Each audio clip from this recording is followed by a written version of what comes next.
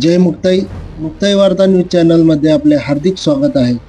काल मंगळवारी दिनांक 27 जानेवारी 2026 रोजी झालेल्या अवकाळी वादळी पावसामुळे मुक्ताईनगर मतदारसंघातील कोथडी, चांगदेव, चिंचोल, मानेगाव, वडवे तसेच उचंदे, पंचाने, मेळसांगवे, दुई, सुकळी, खामखेडा या भागांमध्ये मोठ्या प्रमाणावर शेती पिकांचे व घरांचे नुकसान झाले आहे.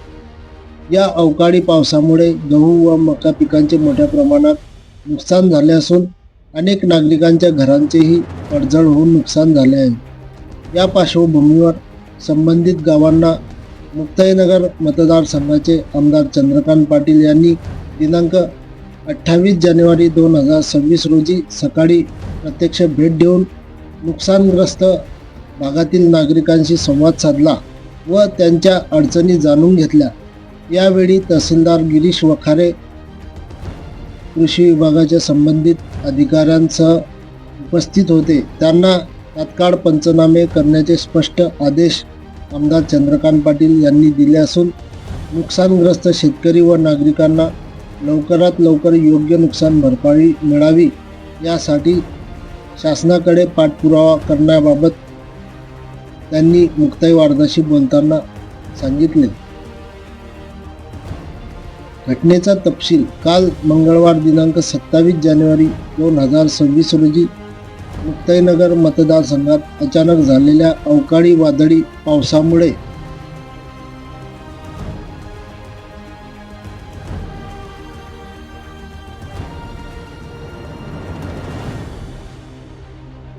मोठे नुकसान झाले आहे. कोथडी, चांगदेव, चिंचोल, मानेगाव, वडवे, उचंदे, पंचाने, मेळसांगवे, दुई, सुकळी आणि खामखेडा या गावांना पावसाचा सर्वाधिक फटका बसला आहे. नुकसानीचे स्वरूप हातातोंडाशी आलेली गहू, मका, हरभरा ही पिके जमीनदोस्त झाली आहेत. केळीचेही मोठ्या प्रमाणात नुकसान झालेले दिसून येत आहे.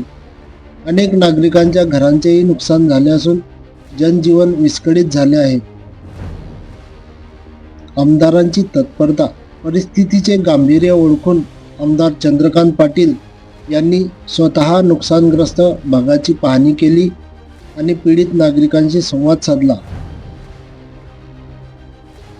आमदारांनी तहसीलदार आणि कृषी विभागाच्या अधिकाऱ्यांना जागेवरच तातडीने पंचनामे करण्याचे आदेश दिले आहेत.